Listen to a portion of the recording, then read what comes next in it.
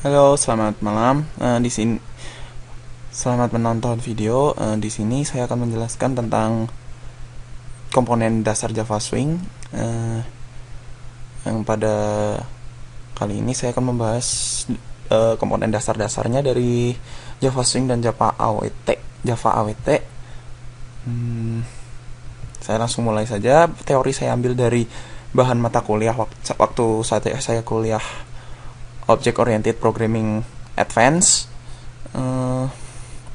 Langsung saja kita mulai aja ya mungkin ya. Untuk hari ini kita akan membahas AWT dan swing, komponen dasar swing. Langsung saja mungkin saya ke bagian ini. Ada 3 komponen dasar penting dalam sebuah GUI program, yaitu komponen, layout, dan event handling. Apa itu komponen? Komponen adalah bagian-bagian isi dari sebuah JFrame, atau yang akan saya jelaskan nanti. JFrame, apa itu JFrame? Kemudian ada layout. Layout itu sendiri adalah berguna untuk menentukan posisi setiap komponen yang kita buat, yaitu dia semacam wadah untuk isi-isi dari komponen-komponen kita. Dan kemudian event handling. Apa itu event handling? Adalah sebuah event atau sebuah hasil apa yang akan terjadi jika kita melakukan sesuatu pada program kita. Langsung saja, komponen dasar swing ada JFrame, JPanel, JLabel, dan JButton. Apa itu JFrame? JFrame adalah sebuah yang sering kita lihat pada aplikasi-aplikasi Windows. Dia memiliki semacam Windows ya, untuk yang ada terdapat close di sini, terdapat maximize dan minimize. Dia seperti Windows frame-nya lah, istilahnya seperti itu. Bagaimana menuliskan codingnya? Kita dapat jangan lupa untuk melakukan impor. Di sini saya memakai coding dari dosen saya, bernama Edward Fernando. Yang kemudian setelah kita impor, kita dapat menginisialisasi seperti ini instansi dari JFrame. Kemudian kita melakukan set size, kita melakukan set title yang dijadikan judul adalah seperti ini, yang di sini nih, my first frame. Kemudian set title tadi udah. Set visible kita harus set true karena agar dia muncul di layar ya, seperti itu. Kemudian untuk melakukan di posisi yang ada di layar, kita memiliki yang bernama frame.setLocation. Itu kita akan meletakkan di manakah frame kita akan muncul. Kemudian langsung di sini jika kita ingin melakukan memunculkan sebuah JFrame-nya berada tepat di tengah layar, kita dapat menggunakan set location relative to null. Jadi dia bisa langsung muncul tepat di tengah layar seperti itu. Kemudian kita langsung ke komponen yang kedua, yaitu JPanel. JPanel itu adalah sebuah area yang mungkin dapat kita inisialisasikan, dan istilahnya di sini tuh area yang transparan. Jadi kita tidak, kecuali kita memberikan seperti ini ya. Seperti ini kita bisa memberikan ada yang beberapa yang kita dapat memberikan seperti border atau mungkin background color, foreground color, seperti itu. Untuk ngesetnya kita harus dapat melakukan seperti ini. Inisialisasi dulu JPanel, panel, new JPanel. Set size-nya, set location, jangan lupa set location ini set location berada di tengah JFrame, bukan di tengah layar. Kalau JFrame set location dia berada di tengah layar atau di Windows kita. Tapi kalau dari JPanel dia akan munculnya di tengah munculnya di daerah area dari JFrame. Kemudian untuk layoutnya manager kita dapat menggunakan seperti ini. Set layoutnya null. Set layoutnya dulu aja. Kemudian seperti ini. Kalau kita ingin mewarnai, gimana caranya? Ini ada set border, jadi kita memberikan border. Ini kita tidak perlu diajarkan, hanya seperti ini. Untuk menggantinya cukup mengganti yang di sini color red atau mau green. Terus kalau set backgroundnya, agar memiliki warna di backgroundnya, kita kasih set background seperti itu aja. Kemudian kita langsung lanjut ke JLabel. JLabel adalah sebuah yang sering kita lihat di sebuah program itu seperti judul-judul yang kadang tidak perlu diganti oleh orang-orang ya. Untuk memberikan judul-judul seperti itu, kita dapat menggunakan seperti ini. Waktu inisialisasi, kita menggunakan JLabel, new JLabel, this is label, itu dia langsung masuk ke sininya nih. Jadi dia seperti penamaannya. Kemudian set bounds ini 5x5 ini size. Jadi ini hey way, ini x, ini y. Seperti itu set bounds. Kalau langsung mau set bounds itu seperti itu. Dan set foreground tidak perlu dipertanyakan lagi. Set foreground itu untuk mengatur latar belakang. Di sini blue, dia menjadi warna biru seperti itu. Dan yang terakhir komponen dasar adalah JButton. JButton itu untuk kita memunculkan sebuah button, atau yang sering kita terjemahkan itu tombol ya, tombol untuk melakukan event handling nantinya. Tapi di sini kita tidak akan bahas. JButton itu untuk inisialisasinya seperti ini, new JButton. This is button ini untuk di dalamnya, this is button.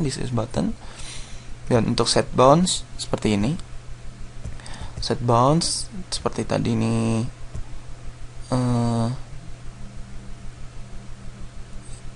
x, y, w, hey-nya untuk mengatur seperti itu. Dimana untuk membuat seperti ini kita dapat menuliskan coding seperti ini untuk membuat simple program. Kita dapat menggunakan seperti ini. Jangan lupa untuk menaruh add ya. Jangan lupa untuk menaruh add pada label panel. Kita add-nya pada label. Label itu apa? Label sendiri itu JLabel. Kemudian panel ini untuk menampung semua yang akan kita masukkan ke dalam sebuah program. Di sini kita akan memasukkan sebuah label. Label kita masukkan ke dalam JPanel. Kemudian ada button, kita masukkan ke JPanel, yang kemudian kita iringi dengan setting-setting seperti set border, set location, set size, set visible true, set location relative to null, seperti itu. Terima kasih atas perhatiannya telah menonton video dari saya. Semoga membantu untuk komponen dasar swing. Komponen dasar swing untuk selanjutnya seperti radio button dan lain-lain, teman-temannya bisa disaksikan video selanjutnya. Terima kasih. Selamat malam. Saya akan melanjutkan dari video sebelumnya. Kali ini saya akan membahas tentang lanjutan dari komponen dasar Java Swing dan Java AWT. Apa yang sudah kita bahas minggu lalu adalah JTable, JSpinner, radio button, dan teman-temannya. Pada video ini saya akan membahas tentang JMenu, JPop-up menu, JScroll pen, JSplit pen, JTap pen, JSlider, JScroll bar, dialog, dan JDesktop pen. Apa aja itu? Kita langsung JMenu. JMenu itu adalah seperti yang terdapat pada sebuah aplikasi Windows. Mungkin di sini terlalu kecil, tapi mungkin coba saya besarkan. Seperti ini. Di sini ada, ini sebagai contoh aja ya, mungkin yang dinamakan,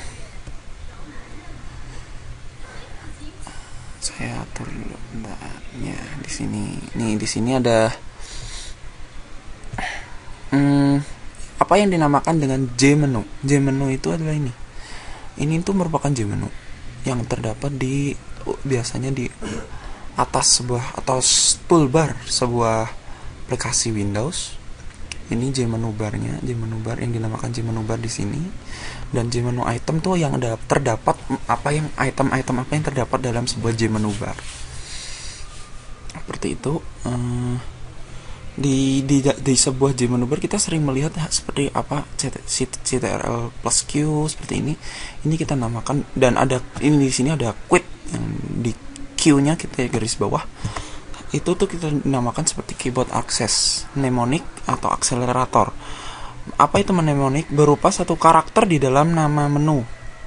Untuk mengaksesnya kita perlu menekan tombol Alt plus karakter yang mnemonicnya kita inginkan. Menu items juga dapat memiliki mnemonics. Jadi di sini jika kita mengeklik tombol Alt Q, kita akan langsung quit. Dan akselerator itu seperti kita pakai CTRL. Akselerator merupakan kombinasi keyboard untuk memilih menu item tanpa perlu ditunjukkan isi menu yang bersangkutan. Contoh, CTRL C biasa digunakan sebagai shortcut untuk menu copy item di dalam menu edit. Seperti itu.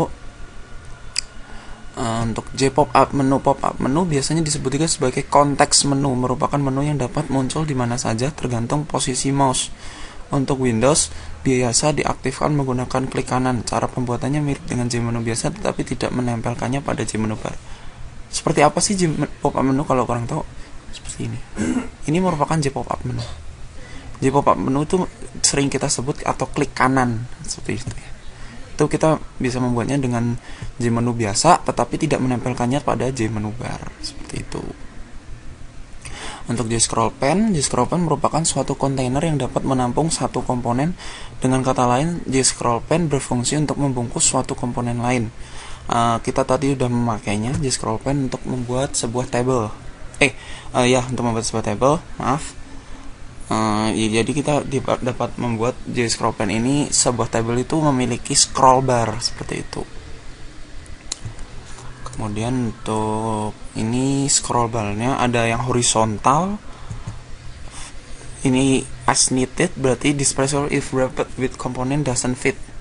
Jadi akan keluar sebuah scroll bar jika tampilan menunya itu tidak mencukupi. Atau always akan selalu keluar sebuah scroll bar di bagian samping atau bawah. Atau never, dia tidak pernah keluar seperti itu.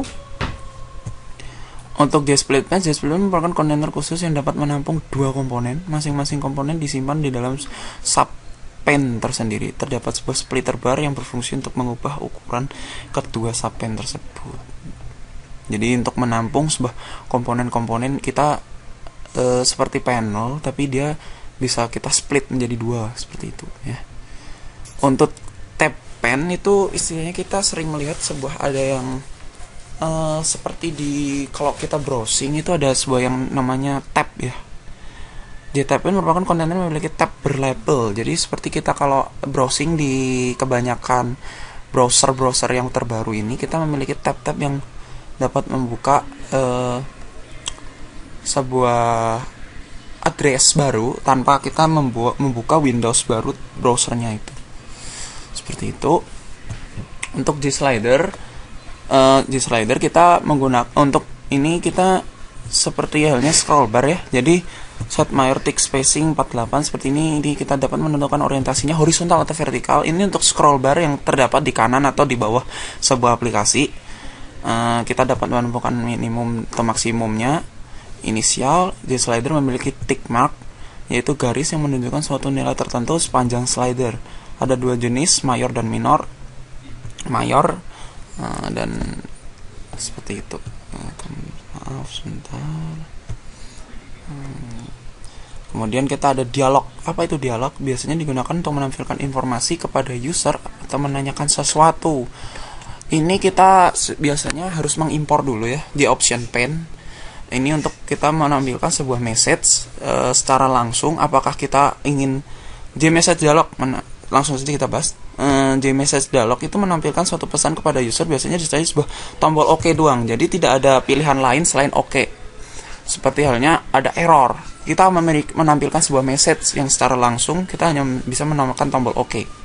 Kalau confirmation kita akan diberi pilihan yes, no, atau cancel. Seperti halnya kita waktu menge-close tanpa menge-save sebuah project dalam Microsoft Office atau sebagainya. Kalau input dialog, kita akan membuat sebuah tampilan dialog secara langsung dan meminta user untuk memasukkan sebuah string yang akan kita proses seperti itu. Option kita dapat menyimpan, jadi kita dapat memberikan option-option di dalamnya untuk dapat user pilih seperti itu.